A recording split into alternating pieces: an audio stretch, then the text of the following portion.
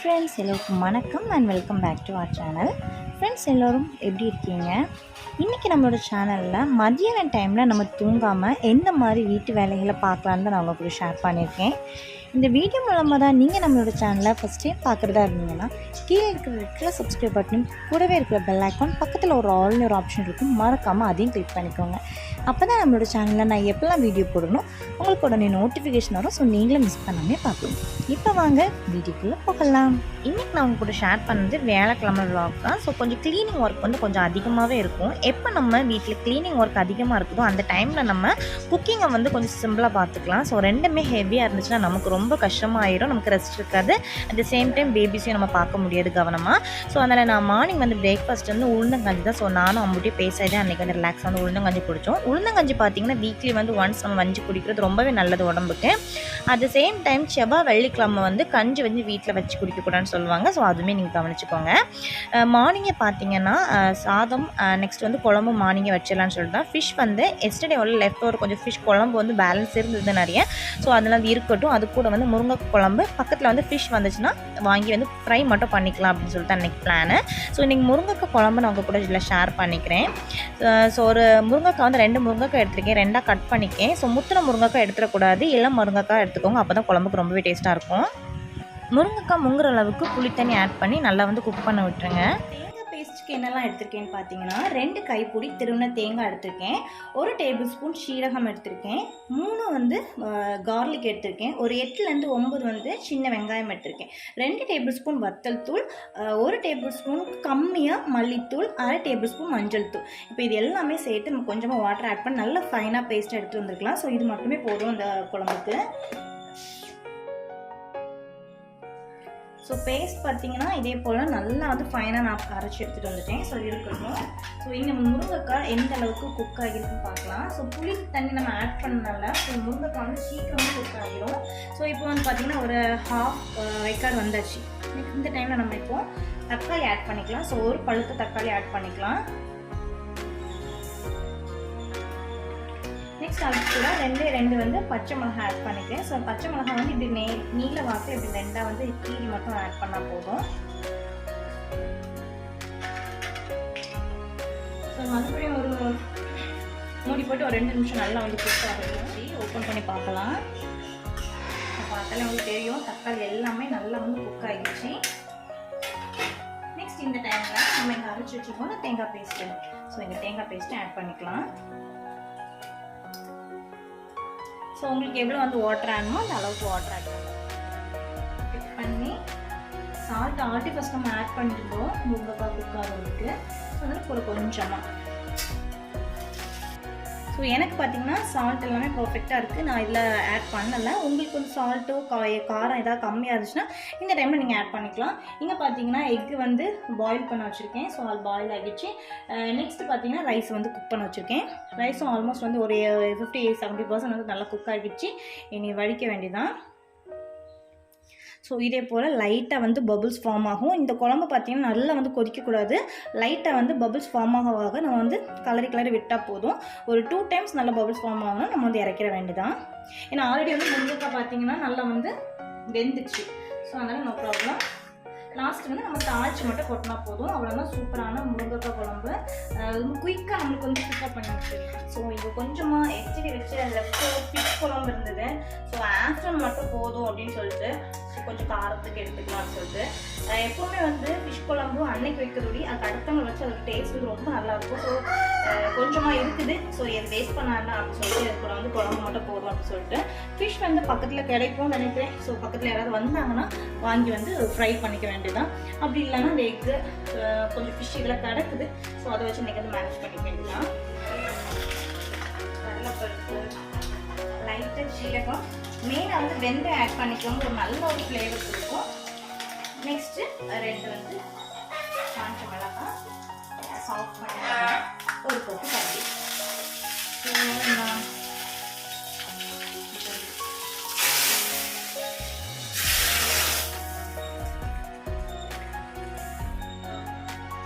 So இதே போல் ஒரு அரை சரட்டையை வந்து நான் நல்லா சுட்டுக்கிறேன். ஸோ லைட்டாக வந்து தீ வரதுக்காக நான் அடுப்பில் வைக்கிறேன். ஸோ அப்படி டக்குன்னு வந்து பற்றிக்கும் அதுக்காக. ஸோ இது எதுக்காகன்னு பார்த்தீங்கன்னா, வெள்ளி விளக்கு பார்த்தீங்கன்னா எங்கள் ஒரு விளக்கு வந்து ரொம்ப கருப்பாகிடுச்சு. ஸோ அந்த வெள்ளி விளக்கு க்ளீன் பண்ணுறதுக்கு இந்த கருப்பு தூள் வரும்ல, அது வந்து ரொம்பவே ஈஸியாக க்ளீன் பண்ணிடும்னு சொன்னாங்க. ஸோ நானுமே இதான் ஃபஸ்ட் டைம் ட்ரை பண்ணி பார்க்குறேன். ஸோ லைவ் ரிசல்ட் வந்து லாஸ்ட்டில் அட்டாச் பண்ணியிருக்கேன். ஸோ எப்போவுமே நம்மளுக்கு வந்து கிச்சனில் வந்து குக்கிங் ஒர்க் முடிஞ்சுன்னா கையோடைய அந்த பாத்திரத்தையும் நம்ம வந்து விளக்கிட்டு போயிட்டோம்னா நம்மளுக்கு வந்து நீட்டாக இருக்கும். ஸோ நம்ம வந்து 2வது பார்த்துக்கலாம், மத்தியானம் மொத்தமாக சேர்த்து விளக்கிக்கலான்னு பார்த்தீங்கன்னா 4 பாத்திரத்துக்கு 8 பாத்திரமாக ஜாஸ்தியாக தான் ஆக தவிர கம்மியாகாது. எப்போவுமே நம்ம வேலையை நம்ம தான் செய்ய முடியும், வேறு யாருமே நமக்கு வந்து செஞ்சு கொடுக்க மாட்டாங்க. ஸோ நம்ம மடிக்காமல் நம்ம கையோடி நமக்கு க்ளீன் பண்ணிட்டு போயிட்டோம்னா கிச்சன் வந்து க்ளீனாக இருக்கும். ஸோ நல்லா கொஞ்சம் நெருப்பு பற்ற ஸ்டார்ட் பண்ணிடுச்சுன்னா அதுக்கு பிறகு இந்த சாம்பிராணி நம்ம காய போடலாம். ஸோ அந்த இதில் வச்சு நான் வந்து நெருப்பு வந்து நல்லா எரிய விட்டுருவேன். நான் அந்த அடுப்பில் வச்சு நிறைய நேரம் எரிய விட முடியாது.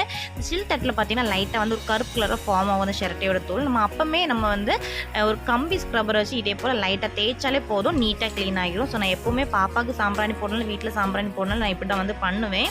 ஸோ நிறைய பேர் பார்த்தீங்கன்னா சூடகத்தை வச்சுலாம் பண்ணுவாங்க, பட் அது ரொம்ப டைம் ஆகும். இது பார்த்தீங்கன்னா டக்குன்னு முடிஞ்சிடும்.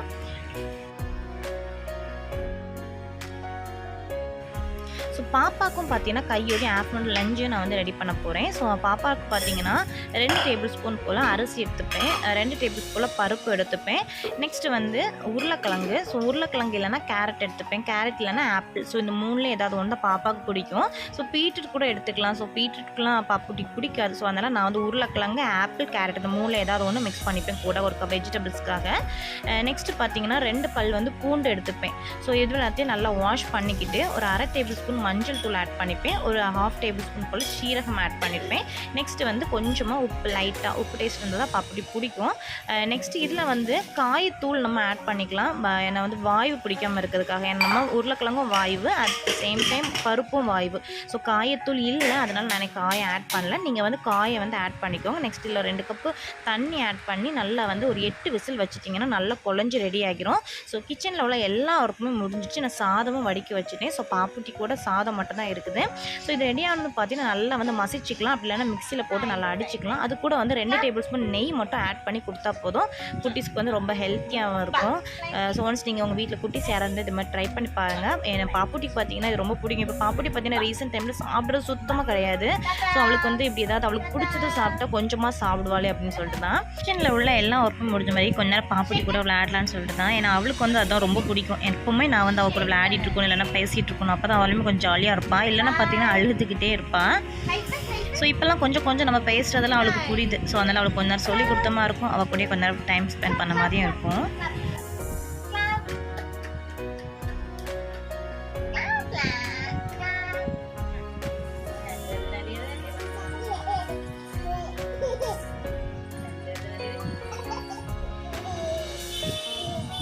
சோறு, கறி, அப்பளம், பாயாசம், கூட்டு. பாப்புட்டிக்கு அம்மாக்கு, அக்காக்கு, அப்பாவுக்கு, தாத்தாக்கு, பாட்டி.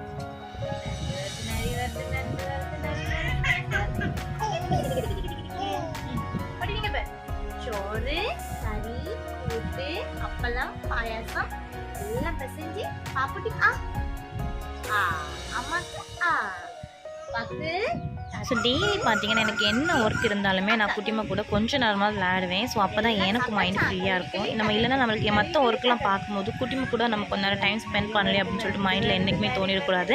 இந்த டேஸ்லாம் ரொம்பவே முக்கியம் இல்லையா, அந்த டேஸ் நம்ம மிஸ் பண்ணிடக்கூடாதுல்ல. அதனால் நான் என்ன ஒர்க் இருந்தாலுமே அவள் கூட டெய்லி வந்து கொஞ்ச நேரம் டைம் ஸ்பெண்ட் பண்ணுவேன். அப்போ தான் எனக்கு ஒரு சாட்டிஸ்ஃபேக்ஷன். இல்லைனா நமக்கு வந்து வீடியோ எடிட் பண்ண ஒர்க் இருக்கும், ஸோ மற்ற ஒர்க்கெல்லாம் இருக்கும்ல. ஸோ அது நமக்கு வந்து கஷ்டமாயிடக்கூடாது, நம்ம பாப்பா நம்ம கவனிக்கலையோ அப்படின்னு சொல்லிட்டு. ஸோ பாப்புட்டி பார்த்தீங்கன்னா சாப்பாடு கொடுத்துட்டு அவள் கூட கொஞ்ச நேரம் விளையாண்டிக்கிட்டு அவளை தூங்க வச்சுட்டு நேராக வந்து கிச்சன் வந்துட்டேன். ஸோ இந்த டைம் பார்த்தீங்கன்னா கொஞ்சம் கிச்சனில் வந்து ஒர்க் இருக்குது. ஸோ அப்படி தூங்க வச்சா மட்டும்தான் அந்த ஒர்க் வந்து செய்ய விடுவா, இல்லைனா அழுதுகிட்டே இருப்பாள்.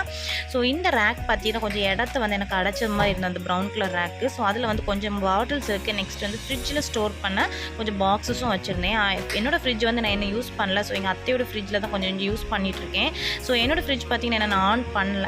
ஸோ அதனால் அந்த ஃப்ரிட்ஜ் பாக்ஸ் எல்லாமே நான் எடுத்து தனியாக வேறு இடத்துல எங்கேயா ஷிஃப்ட் பண்ணிக்கிட்டு அந்த ரேக்கில் இருக்க கொஞ்சம் பாட்டில்ஸ்லாம் மெயினாக நம்ம ரசப்பொடி, சாம்பார் பொடி, கரம் மசாலா இதை மட்டும் நான் இதில் வச்சுட்டு ஸ்பைசஸ் பாட்டிலையும் அதில் வச்சுட்டு பேலன்ஸ் உள்ள பாட்டில் எல்லாமே கபோர்டில் ஷிஃப்ட் பண்ண போகிறேன். பண்ணிக்கிட்டு நான் இந்த பேஸ்கெட்டை பார்த்தீங்கன்னா 4 பேஸ்கெட் வந்து 2 பார்த்தீங்கன்னா கிச்சனுக்கு வந்து ஆனியன் பேஸ்கெட்டாக யூஸ் பண்ணிக்கலாம், 2 பார்த்தீங்கன்னா பூஜை ரூமுக்கு நம்ம வந்து ஆர்கனைஸ் பண்ணிக்கலாம் அப்படின்னு சொல்லிட்டு பிளான் பண்ணியிருக்கேன். ஸோ இதில் நான் 2 ஸ்ப்ளிட் பண்ணி நான் வாஷ் பண்ணி எடுத்து வைக்க போகிறேன். ஸோ ஆல்ரெடி பார்த்தீங்கன்னா இங்கே வந்து ஆனியன் பேஸ்கெட் வந்து ஒரு ப்ளூ கலரில் வச்சுப்பேன், ரவுண்ட் பேஸ்கெட்டு. ஸோ அது வந்து ஏதோ கொஞ்சம் பிடிக்காத மாதிரி ஒரு ஃபீலாக இருந்துச்சு. சரி நம்ம வந்து அப்பப்போ நம்ம வந்து ஏதாவது ஒரு மாறி வச்சுட்டு இருந்தோன்னா நமக்குமே கிச்சனில் கொஞ்சம் ஒர்க் பண்ணுறது கொஞ்சம் இன்ட்ரெஸ்ட்டாக இருக்கும், கொஞ்சம் ஏதாவது ஒரு மாடிஃபை எப்போவுமே கிச்சனில் பண்ணிட்டு இருந்தால் கொஞ்சம் நல்லாயிருக்கும். ஸோ அதனால் இந்த பாக்ஸஸ் எல்லாமே நான் வந்து ஒரு 2வது நம்ம வந்து ஃப்ரிட்ஜை வந்து அரேஞ்ச் பண்ணதுக்கப்புறம் இந்த பாக்ஸஸ் எல்லாம் எடுக்கலாம்னு சொல்லிட்டு மொத்தமாக சேர்த்து நான் வந்து வேறு இடத்துல ஷிஃப்ட் பண்ண போகிறேன். ஸோ இப்போ பார்த்தீங்கன்னா கிச்சனில் நான் ஓரளவு வந்து செட் பண்ணிட்டேன். இப்போ எனக்கு நிறைய இடம் வந்து கவுண்டர் டாப்பில் கிடைக்குது. ஸோ கையடி பார்த்திங்கன்னா லைட்டாக வந்து அங்கங்கே டஸ்டிங் மட்டும் லைட்டாக பண்ணிக்கிறேன், அங்கங்கே தூசி மட்டும் ஃபார்ம் ஆன மாதிரி இருந்துச்சு. ஸோ இந்த பிளேட் ஸ்டாண்டு பார்த்திங்கன்னா எண்டில் வைக்க போகிறேன். ஸ்பைசஸ் பார்த்திங்கன்னா கீழே வந்து கொஞ்சம் மில்க் மேட் இருந்தது, கொஞ்சம் ஹனி இருந்தது, சாப்பர். ஸோ இது மட்டும் தான் அதில் வச்சுருக்கேன். கொஞ்சம் சின்ன ஸ்டாண்ட், அதுக்காக 2-3 ஆர்கனைசர் ஸ்டாண்ட் வந்து நான் ஆர்டர் போட்டிருக்கேன். அது வந்ததும் நான் இன்னொரு மாதிரி ஆர்கனைஸ் பண்ணி காமிக்கிறேன். ஸோ இப்போதைக்கு நான் இப்படி தான் ஆர்கனைஸ் பண்ணியிருக்கேன். ஸோ ஃபைனலாக வந்து கிச்சன் வந்து இப்படி தான் இருக்குது. ஸோ யாருக்கெல்லாம் இந்த செட்டப் பிடிச்சிருக்கு அப்படின்னு கீழே கமெண்ட்டில் ஷேர் பண்ணுங்கள். கிச்சனில் உள்ள வேலையெல்லாம் முடிக்கிறதுக்கே 2 மணி ஆகிடுச்சிங்க. ஸோ இனி நம்ம தூங்காமல் இந்த டைமில் நம்ம வந்து வீடு எல்லாமே தூத்து மாப் போட்டுடலாம். நெக்ஸ்ட்டு வந்து பூஜை சாதனம்லாம் கொஞ்சம் விளக்க வேண்டியது இருக்குது. ஸோ அதையுமே இன்னி பெருக்கிக்கிட்டு பூஜை ரூமே கொஞ்சம் க்ளீன் பண்ண வேண்டியது இருக்குது. ஸோ பாப்புட்டியும் தூங்கிட்டு இருக்கா, எனக்கு கொஞ்சம் நேரத்தில் முழிப்பா. ஸோ ஹஸ்பண்ட் வந்து என்னை மத்தியானம் சாப்பிட வருவாங்கல்ல, ஸோ அந்த டைமில் அவங்க பார்த்துப்பாங்க நான் வேலை செய்யும் போது. ஸோ பாப்புட்டி அந்த டைமில் அழமாட்டா. இல்லாட்டி அவள் அழ நம்ம ஏதாவது ஒர்க் பண்ணும்போது அவளை கொஞ்ச நேரம் பார்த்துட்டு ஒர்க் பண்ணணும் ரொம்ப டயர்ட் ஆகிரும். நமக்கு வந்து ஒரு வேலை வந்து திருப்தியாக முடிச்சது மாதிரியும் இருக்காது, பாப்போட்டியை பார்த்தது மாதிரியும் இருக்காது. இதுனா கொஞ்சம் எனக்கு ரிலாக்ஸாக ஒர்க் பண்ணிக்கலாம். ஸோ கொஞ்சம் நான் ஸ்பீடாகவும் பண்ணி முடிச்சுடுவேன்.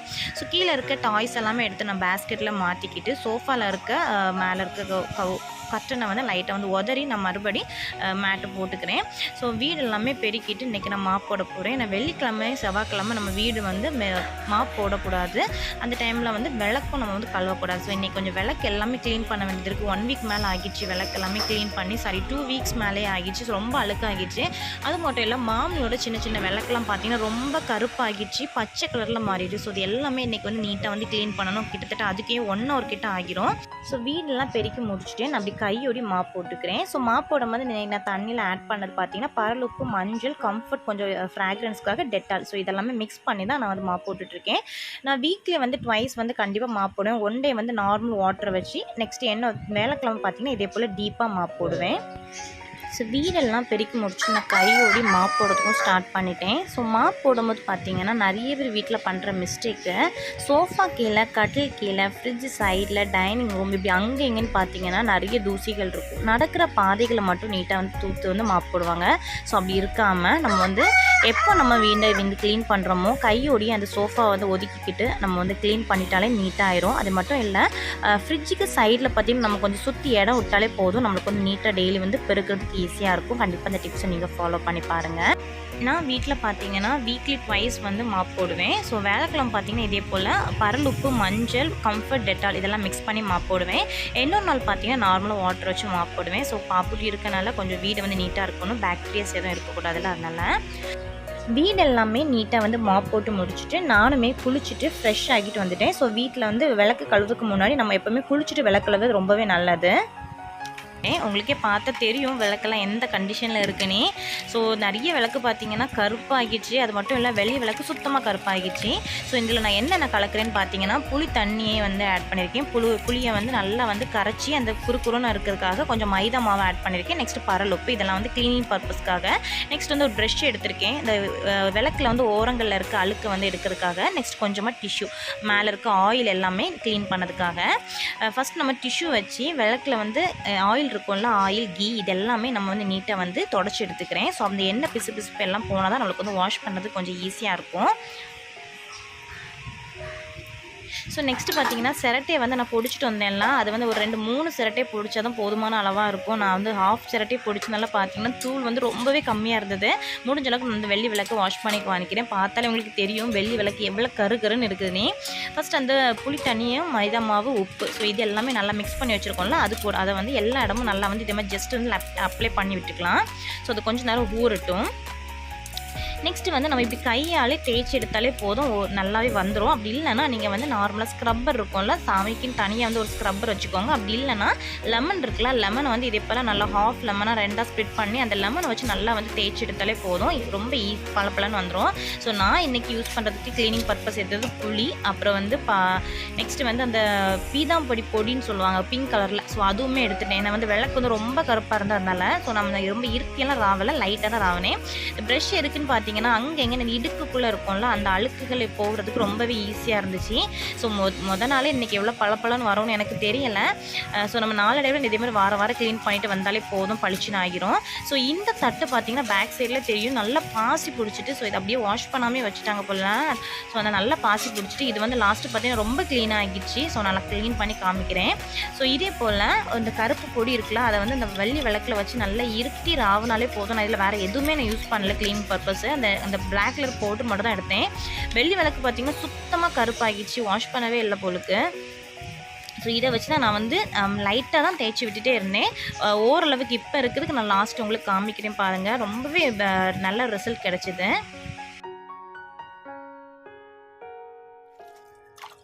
ஸோ ஃபைனலாக பார்த்தீங்கன்னா எல்லாமே விளக்கி முடிச்சுட்டேன். நெக்ஸ்ட் இந்த வாஷ் பண்ணிக்க வேண்டியதான். ஸோ நீட்டாக வந்து பளிச்சுன்னு ஆகிடுச்சு. ஸோ இந்த தட்டு பார்த்தீங்கன்னா ஃபுல்லாகவே கருப்பாகிடுச்சு. இதில் எந்த ஒரு கலருமே தெரியவே இல்லை, ரொம்ப நாசமாகிருந்து. ஸோ வந்து நான் தூர போடணும்னு நினச்சிருந்தேன். பட் பார்த்தீங்கன்னா நான் வாஷ் பண்ணி பார்ப்போம், ட்ரை பண்ணி பார்த்தேன், ரொம்ப நீட்டாக ஆகிடுச்சு. ஸோ அதே மாதிரி விளக்குமே ஓரளவு பளிச்சுன்னு ஆகிடுச்சு. இனி நம்ம வந்து வீக்லி ஒன்ஸ் நம்ம வந்து வாஷ் பண்ண நல்லா வந்து பளிச்சுன்னு ஆகிரும். ஸோ நான் இன்றைக்கி ரொம்பவும் க்ளீன் பண்ணலை, லைட்டாக என்னால் முடிஞ்ச அளவுக்கு தான் லைட்டாக வந்து க்ளீன் பண்ணிகிட்டே பண்ணேன். ஸோ வெள்ளி விளக்கு உங்களுக்கே பார்த்தா தெரியும் ஃபஸ்ட்டு எந்த கலரில் இருந்ததுன்னே. கூட கொஞ்சம் அந்த பிளாக் பவுடர் இருந்துச்சுன்னா இன்னுமே நீட்டாக ஆகிருக்கும்னு நினைக்கிறேன். அதுவுமே ரொம்ப யூஸ்ஃபுல்லாக இருந்துச்சு. கண்டிப்பாக நீங்களும் ட்ரை பண்ணி பாருங்கள். இந்த பிளேட்டு நீங்கள் பார்த்துருப்பீங்க, பேக்கில் ஃபுல்லாக பாசி பிடிச்சிருந்தது. ஸோ எந்த அளவுக்கு நீட்டாக பளபளன்னு ஆகிருக்குன்னு பாருங்கள். ஃபைனலாக பார்த்தீங்கன்னா எல்லா விளக்கும் பளிச்சுன்னு ஆகிடுச்சு. ஸோ எல்லா விளக்குமே பார்த்தீங்கன்னா பச்சை பசேன்னு தான் இருந்து, கருப்பாக இருந்தது. ஸோ பிளேட் எல்லாமே ஸோ புளி, அப்புறம் லெமனு, அந்த பீதாம்பொடி பொடி, இதை 3 வச்சு தான் நான் வாஷ் பண்ணேன். ரொம்ப நீட்டாக ஆகிடுச்சு. ஸோ பிஃபோருக்கும் ஆஃப்டருக்கும் உங்களுக்குமே டிஃப்ரெண்ட் தெரியும். ஸோ கண்டிப்பாக நீங்களும் ட்ரை பண்ணி பாருங்கள் இதே போல்.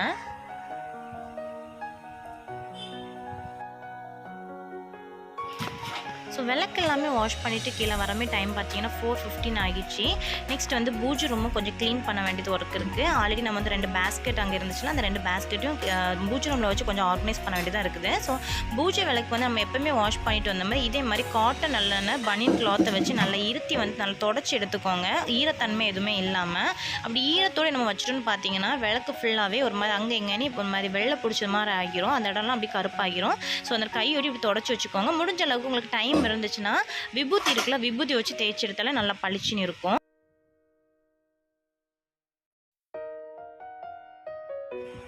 பூஜை ரூமில் பார்த்தீங்கன்னா அந்த கவுண்டர் டாப்லலாம் கொஞ்சம் வந்து தூசியெல்லாம் இருந்துச்சு. அதெல்லாம் லைட்டாக டஸ்டிங் பண்ணி விட்டுட்டு தண்ணி வச்சு நல்லா வந்து தொடச்சி எடுத்துக்க போகிறேன். நெக்ஸ்ட்டு பார்த்தீங்கன்னா விளக்கில் வந்து மஞ்சள் குங்குமம்லாம் வச்சுட்டு நம்ம ஏன்னா வெள்ளிக்கிழமை நமக்கு விளக்கு வைக்கிறதுக்கு கொஞ்சம் ஈஸியாக இருக்கும். இன்றைக்கி பார்த்தீங்கன்னா மண் விளக்கு இருக்குல்ல, அந்த கிளியன்சட்டியில் அன்றைக்கி விளக்கிட்டு சாமி கும்பிட்டுக்கலாம்னு சொல்லிட்டு. ஸோ இதே மாதிரி நம்ம பண்ணிட்டோன்னு பார்த்தீங்கன்னா ஆஃப்டர்நூன் நமக்கு தூங்க வேண்டியது அவசியமே இருக்காது. அந்த அட் த சேம் டைம் வீடுமே நம்மளுக்கு நீட் அண்ட் க்ளீனாக ஆகிரும்.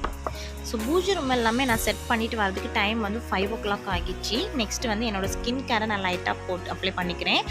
ஸோ என்னோடய சிடிஎம் வந்து உங்களுக்கு வேணால் நீங்கள் கமெண்ட் செக்ஷனில் கேளுங்க, நான் உங்களுக்கு கண்டிப்பாக ஒரு வீடியோ நான் அப்லோட் பண்ணுறேன். நான் இன்றைக்கி யூஸ் பண்ணுற லிப் பாம் பார்த்தீங்கன்னா பக்கத்தில் ஒரு ஷாப்பில் 15 rupees தான் வாங்கினேன். பட் ரொம்ப நல்லா இருக்குது. டெய்லி வந்து ட்வைஸ் நான் வந்து கண்டிப்பாக அதை நான் அப்ளை பண்ணிடுவேன். நல்லா வந்து லிப் வந்து நல்லா ஒரு மாய்ஸ்டராக எனக்கு பண்ணி கொடுக்குது. என்னோடய ஸ்கின் கேர் வந்து ரொட்டீன் வந்து நான் என்னோடய vlogல வந்து அப்லோட் பண்ணுறேன். நெக்ஸ்ட்டு வந்து நம்ம ஃப்ரெஷ்அப் ஆகிட்டு டீ குடிச்சிட்டு ரிலாக்ஸாக டீ குடிச்சிட்டு இனிமேல் ஃபுல்லாக ரெஸ்ட் எடுக்க வேண்டியதான். ஸோ நம்ம மார்னிங்லேருந்து ஸ்டில் 5 o'clock வரை ஒர்க்காக தான் இருந்தது. ஸோ இனிமேல் ஃப்ரெஷ்அப் ஆகிட்டு ரிலாக்ஸாக மொட்டை மாடலாம் கொஞ்ச நேரம் போய் நின்றுக்கிட்டு டீ குடிச்சிட்டு அப்படி கீழே வண்டி வருதான். ஸோ கண்டிப்பாக இந்த வீடியோ உங்களுக்கு பிடிச்சிருக்கும் நம்புறேன். என்னோடய வீடியோ பிடிச்சினா லைக் பண்ணி கமெண்ட் பண்ணி ஷேர் பண்ணுங்கள். நம்மளோட சேனல் நீங்கள் இதான் ஃபஸ்ட் டைம் பார்க்குறதா இருந்தீங்கன்னா கீழே இருக்கிற ரெட் கலர் சப்ஸ்கிரைப் பட்டன் கூடவே இருக்கிற பெல் ஐக்கான் பக்கத்தில் ஒரு ஆல் ஒரு ஆப்ஷன் இருக்கும், மறக்காமல் அதையும் கிளிக் பண்ணிக்கோங்க. அப்போ தான் நான் எப்போல்லாம் வீடியோ போடணும் உங்களுக்கு அப்போ உடனே நோட்டிஃபிகேஷன் வரும். ஸோ நீங்களும் மிஸ் பண்ணாமே பார்ப்பீங்க. ஸோ உங்களுக்கு பர்சனலாக ஏதாவது வீடியோ வேணாலும் நீங்கள் கேளுங்க கமெண்ட்டில், நான் உங்களுக்கு கண்டிப்பாக ஷேர் பண்ணுறேன். இன்னொரு இன்ட்ரெஸ்டிங்கான vlogல வந்து பார்க்குறேன். Till then, bye from Michael Vignesh. Bye bye. Take care.